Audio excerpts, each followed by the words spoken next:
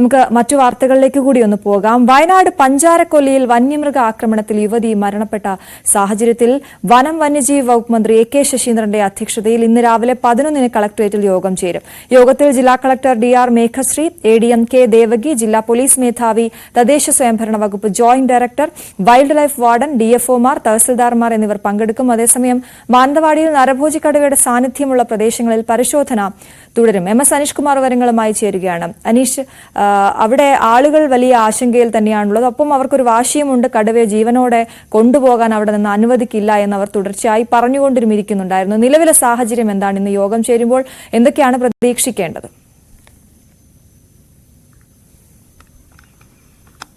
അശ്വതി, ആ അവസ്ഥയ്ക്ക് ഒരു ചെറിയ മാറ്റം വന്നിട്ടുണ്ട്. കാരണം ഇന്നലെ എ.ഡി.എമ്മിന്റെ സാന്നിധ്യത്തിൽ യോഗം ചേരുകയും ജീവനോടെ പിടികൂടുകയാണെങ്കിൽ ഈ കടുവയെ കാഴ്ച ബംഗ്ലാവിലേക്ക് മാറ്റും എന്ന് അറിയിക്കുകയും ചെയ്തിട്ടുണ്ട്. എന്തായാലും അക്കാര്യത്തിലൊരു വലിയ പിടിവാശി നാട്ടുകാരുടെ ഭാഗത്തുനിന്നും ഉണ്ടാവില്ല. പക്ഷേ ഏത് വിധേനയും ഈ കടുവയെ പിടികൂടണം എന്ന ആവശ്യമാണ് നാട്ടുകാർ മുന്നോട്ട് വയ്ക്കുന്നത്. കാട്ടിനുള്ളിലേക്കും മറ്റും കടുവ പോയാൽ പിന്നീട് എപ്പോഴെങ്കിലും കൃത്യമായൊരു ഇടവേളകളിൽ തിരിച്ച് കടുവ ജനവാസ മേഖലകളിലേക്ക് എത്താനുള്ള ഒരു സാധ്യത തള്ളിക്കളയാൻ കഴിയില്ല എന്ന് നാട്ടുകാർ പറയുന്നു. അതുകൊണ്ട് കൂടുവെച്ചോ മൈക്കോടി വെച്ചോ ഒക്കെ ആയാലും കടുവയെ പിടികൂടണം, നാട്ടുകാരുടെ ഭീതി അകറ്റണം എന്ന ആവശ്യമാണ് അവർ മുന്നോട്ട് വയ്ക്കുന്നത്. ഇന്നലെ വൈകുന്നേരം നമുക്കറിയാം വീണ്ടും കടുവയുടെ സാന്നിധ്യം നമ്മൾ നിൽക്കുന്ന സ്ഥലത്തിന് ഏതാണ്ട് ഒരു 100 മീറ്റർ ചുറ്റളവിൽ പ്രദേശത്ത് അനുഭവപ്പെട്ടതായി കുട്ടികൾ കണ്ടതായൊക്കെ റിപ്പോർട്ടുകൾ വന്നിരുന്നു. അതേ തുടർന്ന് ആ മേഖലകളിലുമൊക്കെ വലിയ ഭീതി നിലനിൽക്കുന്നു.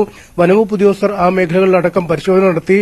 2 RRT സംഘങ്ങളടക്കം 8 സംഘങ്ങൾ, ഏതാണ്ട് 80ഓളം വരുന്ന വനപാലക സംഘമാണ് ഇന്നലെയും സ്ഥലത്ത് പരിശോധനകൾ നടത്തിയത്. രാവിലെ എന്തായാലും ആ പരിശോധനകൾ തുടരും. ഇന്നലെ രാത്രിയിൽ പ്രത്യേക പരിശോധനകൾ, ഈ തെർമൽ ഡ്രോണുകളും മറ്റും ഉപയോഗിച്ചുള്ള പരിശോധന നടന്നില്ല. കാരണം ഈ വനമേഖലയാണ്, മൃഗങ്ങളെ ശല്യപ്പെടുത്തിയാൽ അല്ലെങ്കിൽ കൂടുതൽ ഡ്രോൺ പറക്കുന്ന ശബ്ദമൊക്കെ കേട്ടാൽ ഒരുപക്ഷെ ഈ കടുവ ഉൾക്കാട്ടിലേക്ക് പോകാനുള്ള ഒരു സാധ്യത തള്ളിക്കളയാൻ കഴിയില്ല എന്ന് ഉദ്യോഗസ്ഥർ പറയുന്നു. രാവിലെ അല്പസമയത്തിനകം ഈ ക്യാമറ ട്രാപ്പുകൾ വനംവകുപ്പ് പരിശോധിക്കും. അവയിൽ നിന്നുള്ള ചിത്രങ്ങൾ എടുക്കുമ്പോൾ വീണ്ടും ഈ മേഖലകളിൽ തന്നെ കടുവയുടെ സാന്നിധ്യമുണ്ടോ എന്ന് നമുക്ക് അറിയാൻ കഴിയും. എന്തായാലും നാട്ടുകാരൊക്കെ രാവിലെ തന്നെ ഇറങ്ങിയിട്ടുണ്ട്. എങ്ങനെയാണ് ഈ രാവിലെ തന്നെ ഒരു വിവരങ്ങളൊക്കെ കിട്ടുന്നുണ്ടോ? രാവിലെ ഇന്നലെ വൈകുന്നേരം നേരിട്ട് ഈ ജനവാസ കേന്ദ്രത്തിലാണ് കണ്ടതെന്നുള്ളത് കൊണ്ട് തന്നെ ആളുകളെല്ലാം ഭീതിയിലായിരുന്നു. ഇന്ന് പരമാവധി ആളുകളൊന്നും പുറത്തില്ല. പക്ഷെ എന്തായാലും വളരെ ആക്റ്റീവായിട്ട് തന്നെ ഇതിന്റെ ഒരു സാഹചര്യങ്ങൾ, അതായത് ഇതുമായി ബന്ധപ്പെട്ട് കൂട്ടിലാക്കാനോ അല്ലെങ്കിൽ വെടിവെക്കാനോ ഉള്ള സാഹചര്യങ്ങൾ നടക്കുന്നത് കൊണ്ട് തന്നെ അത് സംഭവിക്കുമെന്നുള്ളൊരു പ്രതീക്ഷയിലാണ് ഞങ്ങളുള്ളത്. കാരണം ഈ പ്രദേശത്തിന്റെ ഒരു ഭീതി എത്രയും പെട്ടെന്ന് തന്നെ അകറ്റുന്നതിന് വേണ്ടിയിട്ടുള്ള നടപടികൾ എന്തായാലും ഈ ഒരു ഇപ്പോൾ നടക്കുന്ന ഈ സെർച്ചിലും കാര്യങ്ങളിലും ഞങ്ങൾക്കൊരു തൃപ്തിയുണ്ട്, നടക്കുമെന്നുള്ള പ്രതീക്ഷയിലാണുള്ളത്. മനുഷ്യനെ പുറത്ത് കാണാനില്ല, പോലെയില്ല, പുറത്തില്ല. അതാണ് കുട്ടികൾ പോലും ആരും. രാവിലെ ഇപ്പോ ഒന്ന് മദ്രസ അടക്കമുള്ള എല്ലാം ലീവാണ്. പിന്നെ 2 ഈ ഇന്നലത്തെ നേരിട്ട്, അതായത് വളരെ ജനവാസ കേന്ദ്രത്തിൽ തന്നെയാണ് ഇന്നലെ കണ്ടത്. കാരണം അതിന് തൊട്ടടുത്ത് വളരെ അടുത്ത് 5 സെന്റിലും 10 സെന്റിലുമുള്ള വീടുകളാണ് ഉള്ളത്. അപ്പൊ അതുകൊണ്ട് തന്നെ ആളുകൾ വലിയ ഭീതിയിലാണുള്ളത്. ഇതാണ് അശ്വതി ഇവരുടെ ഒരു പ്രതികരണം. കാരണം ഇന്നലെ കൂടി ഈ കടുവയുടെ സാന്നിധ്യം അനുഭവപ്പെട്ടതോടുകൂടി ആളുകൾ ഒരു വലിയ ഭീതിയുടെ മുൾമുനയിലേക്ക് തന്നെ മാറിയിരിക്കുന്നു എന്ന് നമുക്ക് പറയേണ്ടി വരും. ഈ നമ്മളൊക്കെ ആയാലും രാവിലെ വരുന്ന വഴിയിൽ ഈ വഴികളൊക്കെ വിജനമാണ്, ആ വീടുകളൊക്കെ അടച്ചിട്ടിരിക്കുന്നു. അല്ലെങ്കിൽ പുറത്തേക്ക് കടകൾ പോലും രാവിലെ തുറക്കാത്ത ഒരു രീതിയിലേക്ക് ആളുകൾ മാറിയിരിക്കുന്നു. ഒറ്റപ്പെട്ട രീതിയിൽ ആരും പുറത്തിറങ്ങരുത് എന്ന നിർദ്ദേശം പോലീസ് നൽകിയിട്ടുണ്ട്. ഒപ്പം നിരോധനാജ്ഞ പുറപ്പെടുവിച്ചിട്ടുണ്ട്. എന്തെങ്കിലും കടുവയെക്കുറിച്ചുള്ള സംശയങ്ങളോ അല്ലെങ്കിൽ എവിടെയെങ്കിലും ഉണ്ട് എന്നുള്ള ഒരു ആശങ്കയോ തോന്നിയാൽ ഉടൻ തന്നെ പോലീസിൽ വിവരം അറിയിക്കാനുള്ള ഹോട്ട്ലൈൻ നമ്പറുകളൊക്കെ ഇന്നലെ നാട്ടുകാർക്ക് നൽകുന്ന ഒരു സാഹചര്യം ഉണ്ടായിരുന്നു.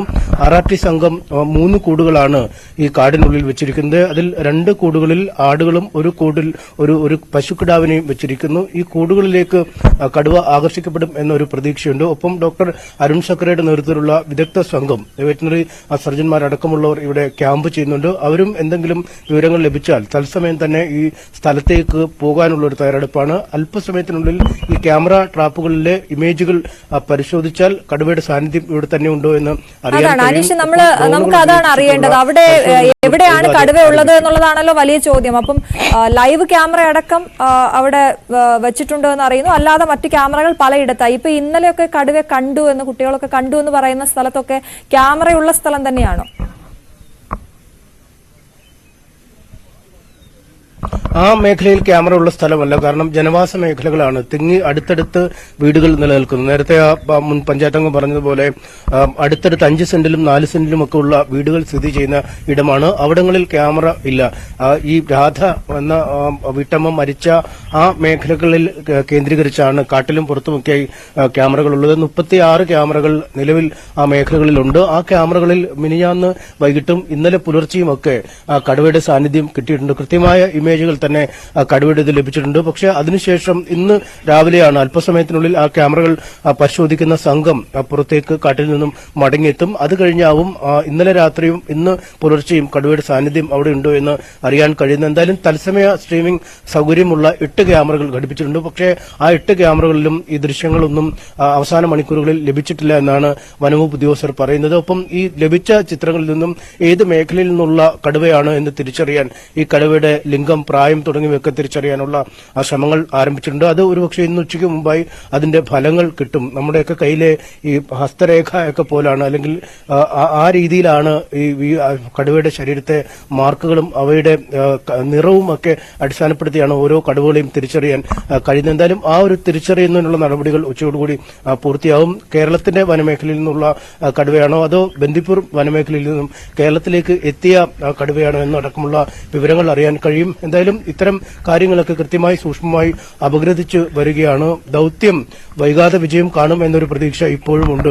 നമുക്കറിയാം 7 ദിവസം എടുത്തിട്ടാണ് പുൽപ്പള്ളി മേഖലയിലെ കടുവ, ഈ ആടുകളെ സ്ഥിരമായി കൊന്നൊടുക്കിയിരുന്ന കടുവയെ പിടികൂടാൻ കഴിഞ്ഞത്. ആ സമയത്തും വനംവകുപ്പ് ഉദ്യോഗസ്ഥർ പുലർത്തിയ ശുഭാപ്തി വിശ്വാസം ആ മേഖല വിട്ട് കടുവ ഒരുപാട് ദൂരത്തേക്ക് പോവില്ല എന്നത് തന്നെയായിരുന്നു. ഒപ്പം കൂട്ടിനുള്ളിൽ കടുവ കുടുങ്ങുമെന്നൊരു പ്രതീക്ഷയും അവർ പങ്കുവച്ചിരുന്നു. അതുകൊണ്ട് കുറച്ച് ദിവസങ്ങൾ കൂടി എടുത്തേക്കും, ഒരുപക്ഷെ 2-3 ദിവസങ്ങൾ കൂടി എടുത്തേക്കും ഈ ദൌത്യം ഒരു പൂർണ്ണ വിജയത്തിലേക്ക് എത്താൻ. എന്തായാലും നിലവിൽ കടുവയുടെ സാന്നിധ്യം ഈ മേഖലകളിൽ തന്നെ ഉണ്ട് എന്നൊരു നിഗമനമാണുള്ളത്.